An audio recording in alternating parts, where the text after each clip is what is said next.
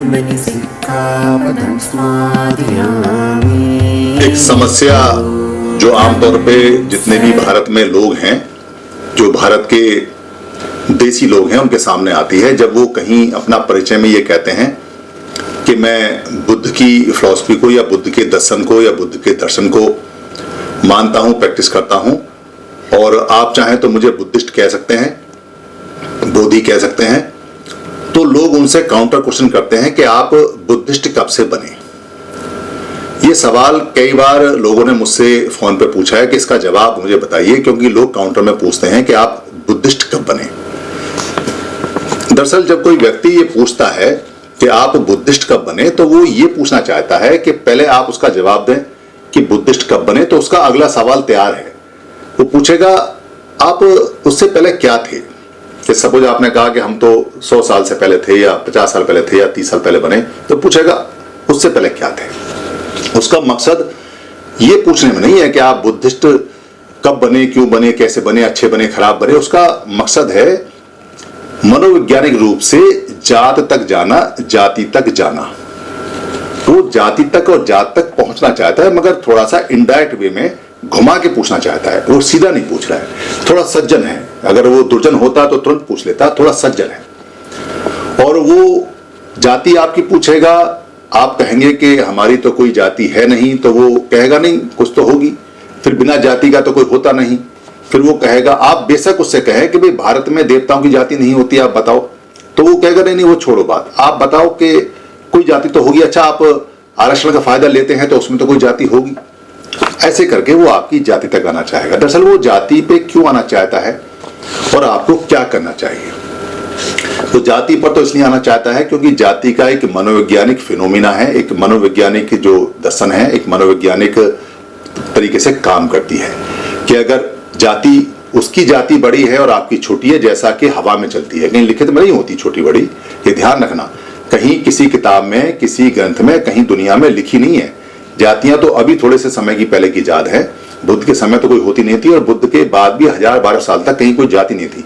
700-800 साल पहले कहीं छोटी मोटी जातियां बननी शुरू हुई हैं। तो अगर आपकी जाति छोटी, घोषित रूप से, मनोवैज्ञानिक रूप से हवा में है और उसकी बड़ी है, तो बड़ी जाति को फायदा होगा। ये सिद्धांत है, हवा में बना हुआ है। ये ध्यान रखना, हवा में बना हुआ सिद्धांत है। आप मानते हो और वो मानता है, इसलिए सिद्धांत है। अगर आपने मानना बंद कर दिया तो सिद्धांत खत्म, और उसने मानना बंद कर दिया तो सिद्धांत खत्म। दोनों के मानने से हवा में तरंगे चल रही हैं, यानी करंट पास हो रहा है दोनों के मानने से। एक आदमी ने अगर मानने से मना कर दिया तो दूसरे का करंट दूसरे के पास जाके उसको खत्म कर देगा, और दोनों ने मानना बंद कर दिया फिर तो बात ही अलग होगी। तो वो अगर आपका, उसकी जाति बड़ी है तो उसकी तरफ करंट बहेगा, उसे फायदा होगा, और आपकी जाति बड़ी है तो उसकी जो ताकत है वो आपकी तरफ बहेगी मनोवैज्ञानिक रूप से, तो आपको फायदा होगा। पूछता तो वो इसलिए है, नीचा ऊंचा मन में दिखा के फायदा लेने के लिए। मगर आप क्या कहें बेसिकली, क्योंकि आप तो वो कहेंगे जो सच है। और सच क्या है? सच ये है कि भगवान बुद्ध की जो 2600 कुछ साल पहले की जो फिलॉसफी जो भगवान बुद्ध ने दी थी, उसके बाद में भगवान बुद्ध ने जितने भी लोगों को वो दर्शन सिखाया और वो बात सिखाई, वो लगभग पूरे भारत ने, वृद्ध भारत ने, बड़े भारत ने, अशोक के भारत ने, सभी ने इसको सीखा और सभी ने माना। तब तक यहाँ ना तो कोई ईसाई था, ना यहाँ कोई मुस्लिम था, और ना ही यहाँ कोई ऐसा शब्द था जो आज के समय में कुछ लोग चलाते हैं। वो शब्द भी यहाँ नहीं था, ये शब्द थे ही नहीं यहाँ। थोड़े बहुत जैन थे, जैन के जैन से नाम से नहीं थे, निकटनाथ के नाम से थे। तो आपसे वो पूछे, इससे पहले आप उससे काउंटर करके पूछिए, क्योंकि ये भगवान बुद्ध की पॉलिसी है। भगवान बुद्ध बहुत सारे सवालों का जवाब सीधे देते थे, बहुत सारे सवालों का जवाब वो मौन के देते थे, बहुत सारे सवालों का जवाब वो सवाल करके देते थे, और बहुत सारे सवालों का जवाब वो किसी का उपमा उदाहरण देके देते थे। तो इसमें जो टेक्निक है वो ये है कि आप काउंटर क्वेश्चन कीजिए। आप उससे पूछिए कि आप बताइए आप क्या हैं। ये मेरा 40 साल का एक्सपीरियंस है। बहुत सारे लोग पूछते हैं, मैंने सबसे पूछा है काउंटर, और मैं इस पर रिसर्च करता रहता हूँ। वो रिसर्च 100% पूरी तरह से खरी है। जब आप किसी व्यक्ति से पूछते हैं कि आप बताइए अपने बारे में, तो वो क्या बताएगा अपने बारे में? अपना नाम बताएगा, पता बताएगा। फिर आप पूछिए कि आप अपना नाम है आपका ये, या आपका जात है या गोत्र है, तो उसके बारे में बताइए। तो वो बताएगा, जैसा भी उसका होगा वो बताएगा। फिर पूछिए कि भाई ये गोत्र आपने लगाए कहाँ से आया, तो वो बताते बताते कहीं रुकेगा। जहां वो रुकेगा उससे पूछिए कि भाई इनका गोत्र कहां से आया, या इनका नाम कहां से आया, या इनकी जाति कहां से आई। अब वो इससे आगे नहीं जानता, क्योंकि है ही नहीं। जब है ही नहीं तो बताएगा क्या, उसे पता ही नहीं। जानता है वो, मगर है नहीं तो बता नहीं सकता। तो वो एक किसी गणमान्य व्यक्ति पे जाके रुकेगा, कोई राजा होगा या कोई ऋषि होगा। कहेगा वो राजा थे तो उनके वंशज, उनके खानदान के, उनके कुल के, उनके गोत्र के चल रहे हैं। या कोई ऋषि थे, कोई ईसी थे, कोई, तो कहेगा हम उनके ऋषि के नाम पे हमारा ही वंश चलता है। तो ऋषि तो वैसे तो शादीशुदा नहीं होते थे, मगर अगर कोई शादीशुदा ऋषि है भी, उसका कुल चल भी रहा है तो मान लेते हैं। तो बात यहां खत्म नहीं होती। अब उनसे ये पूछना है कि राजा किस कुल के थे, राजा का गोत्र क्या था, राजा का जाति क्या था, या जो वो इसी थे जिनके नाम पे आपका गोत्र चला है, कुल चला है, उनका जाति क्या था, उनका गोत्र क्या था, उनका कुल क्या था, उनका वंश क्या था। बस अब वो जवाब नहीं दे सकता। दुनिया में 40 साल हो गए, कोई माइकलाल मुझे आज तक नहीं मिला जो उससे आगे जवाब देता है, और मैं खूब ढूंढता हूं। वो अपने ही जवाब में उलझ जाता है, मेरी तो सुनेगा क्या, मेरे से पूछेगा क्या, क्योंकि उनको किसी को भी कुछ नहीं पता कि कहानी क्या है क्या नहीं है, सब हवा में चल रहा है मामला। तो आप डरे ना, अगर कोई आपसे पूछता है कि आप बुद्धिस्ट बनने से पहले क्या थे, तो आप काउंटर क्वेश्चन करें कि भाई आप पहले बताओ कि आप क्या हो। और जब आप उनसे पूछे तो पूछते चले जाएं, पूछते चले जाएं, पूछते चले जाएं। आखिर में आके वो कहीं नहीं रुकेंगे, बिखर जाएंगे, क्योंकि कुछ है ही नहीं। और आप अपना बताइए उनको कि सम्राट अशोक ने जो पद्धति अपनाई भगवान बुद्ध की, और भगवान बुद्ध ने जो जगह जगह सिखाई, हमने वो पद्धति सीखी। वो पद्धति सीखने के बाद में हम उस पद्धति में, उस सिद्धांत में, उस परियत्ति में, उस पट्टी में आ गए, उस फिलॉसफी में आ गए, उस थीसिस में आ गए। और उसको सीखने के बाद में जिसको आप बुद्धिस्ट कह रहे हैं वो हम हो गए। तो हम उस समय से हैं जब भगवान बुद्ध थे, और उसके बाद से हैं। पहली बात वो पूछेगा उसके बाद, उससे पहले क्या थे आप, तो उससे पहले आप क्या थे, उससे पहले 2 काम करते थे आप। या तो आप क्या थे, खेतीय थे, खेतीय मतलब खेत में काम करते थे, और या आप लुड्डक थे यानी कि शिकारी थे। तो लुड्डक थे आप, या जंगल में जाके छोटा मोटा शिकार करते थे, या जानवर वगैरह खाल वगैरह लेके आते थे। लुड्डक थे या कस्सक थे, यानी खेतीय थे या शिकारी थे। बस इसके अलावा और कोई 2 काम में से तीसरा काम था ही नहीं। छोटे मोटे काम बहुत बाद में बने हैं, जैसे लोहा आ गया, तांबा आ गया तो कारपेंटरी बढ़ाई का काम स्टार्ट हुआ, तो छीलने छालने का काम हुआ, या कपड़ा आया तो कपड़ा बुनने का काम हुआ। पहले तो खाली पहन लेते थे, या अगर कहीं कोई सामान को पैदा करने का, रखने का काम हुआ तो बाद में हिसाब किताब का काम हुआ। ये सब बात की बात है, ये राजकाज ये सब बात की चीजें हैं, उससे पहले नहीं। तो 2 काम होते थे।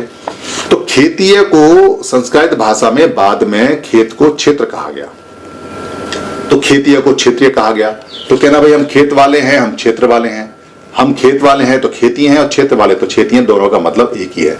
कस्सक भी बोलते हैं इसको, कस्सक माने जो कसता है, यानी जो जमीन को कसता है, जमीन को खोदता है, वो कस्सक है। कस्सक मजदूर भी हो सकता है, कस्सक कोई आदमी ठेके पे भी कर सकता है। तो जो खोदता है, जो कसता है जमीन को, उसको कस्सक बोलते हैं। आज के समय में तो जो खेती है उसी को कस्सक बोलते हैं। जिसका खेत है उसको कहते हैं किसान है। किसान में और खेती में अंतर है। खेत जिसने बनाया है वो खेत का मालिक हो गया, वो खेतीय हो गया, वो क्षेत्रीय हो गया, तो वो क्षेत्रफल वाला हो गया। तो बाद में इसको फिर जब लठ आया, और लठ के साथ में जो ठपैत करके खड़े हुए लोग, लठ ठपैत और लठ ठपेटा और लठ ठपैती और फिर ठपैती से ठापुत, ऐसे करके लपेट लपेट करके ठपैत करके ठपराल करके ठपैत करके ये शब्द बाद में बिगड़ते चले गए। और लठ वाले लोग जो ठपैत तो खड़े होते थे उनको अलग करके बोलने लगे, वो अलग एक किस्म बनी।